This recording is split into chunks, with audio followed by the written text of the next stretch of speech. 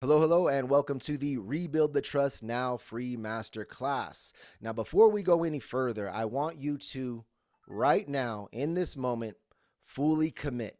Fully commit to watching every single one of these videos and doing every single exercise that applies, like now, not putting it off to the side. You must fully commit right here and now because what happened was the commitment was broken. And if the both of you are going to rebuild the trust, then you both must fully commit, fully recommit more than you ever have right here and now. And so I want you to both take just a second and turn to each other, look each other in the eye with full intention, and say, I now fully commit to watching every single video and doing every single exercise together.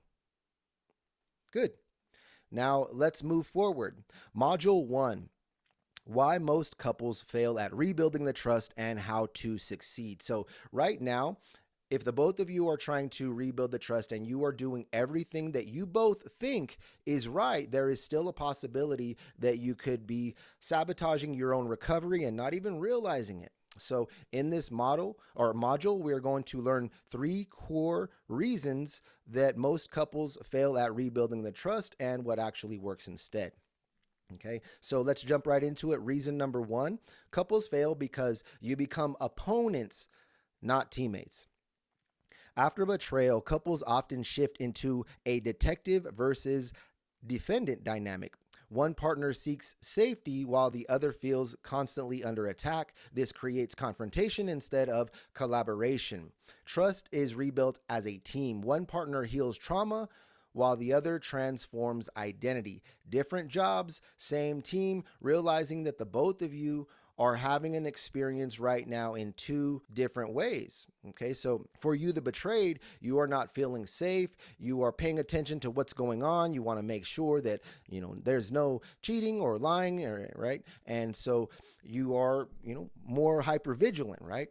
And so for you, the unfaithful, you feel more like you are the defendant, you are under attack, or you are under a microscope, and you have to do the right thing and you have to make sure, and, all right. And so realizing that the both of you are under a very stressful state right now, the both of you, have high anxiety levels, and it is in right now realizing that the best route to go about this is in rebuilding the trust together as a team through this whole process, as a matter of fact. Let's jump over to reason number 2. Couples believe talking or going to therapy alone will fix it.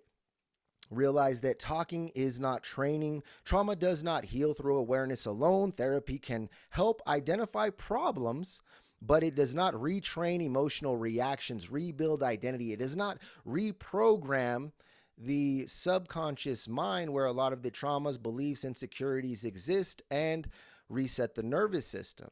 Okay, this involves action. Okay, so it is not just what you do with the information, or it's not just when you get the information, but what you do with it. Okay, and so what you do discover, there is a process of transformation to take place, because the best way to get to the most effective solution is first by understanding the problem, right? And so understanding what it is and then creating the solutions for it and therefore taking action upon it. Reason number 3, couples try to focus on the good too soon. Many couples suppress the pain, avoid hard conversations, and rush forgiveness. This often feels positive, but unprocessed trauma always resurfaces later. You cannot build a future on top of unprocessed trauma. And so what that means is that trauma is trapped in the cells of your body. And what we do is we consciously try to convince ourselves that we're good, that we're okay, and all this other stuff. Meanwhile, subconsciously, we don't believe any of that. Okay. And our emotional body doesn't feel safe.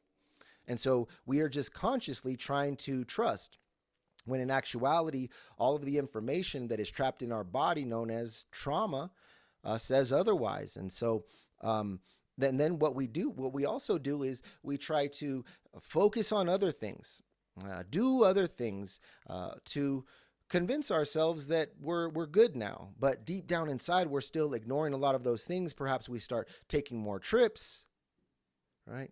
Perhaps we take some time off of work, or perhaps we just try to go back to our old routine, right? And just get things back to normal. Well, that's, definitely not going to work. It's actually a very big mistake.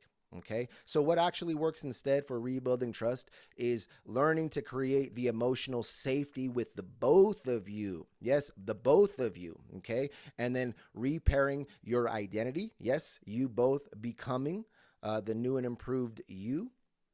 Communication, learning how to effectively communicate with each other. Accountability without shame, okay, and new relationship reconstruction. And yes, we are going to go over a lot of that. But for this lesson, from this point moving forward, what I want you to do is stop asking who is right and start asking what the relationship requires from the both of you now, or from me now. And when I mean me, I want you to take yourselves into accountability right now. If you both just focus on what you do and how you do it and holding yourself accountable for doing the right things, there is no need to hold the other accountable. And that is the best way to rebuild the trust, when the both of you see yourselves holding yourself accountable. Let's move on to the next module.